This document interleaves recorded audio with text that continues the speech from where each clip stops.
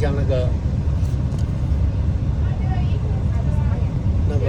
欧洲那时候不是发生什么鱼战争吗？嗯，那北欧啊、丹麦他们在吵，都在北边的。寒带的水含量高，所以生物比较多。哎，他们干嘛？在抓金鱼吗？嗯，crab。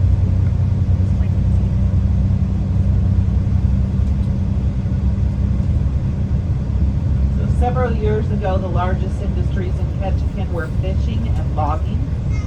Since then, about in the 80s, logging subsided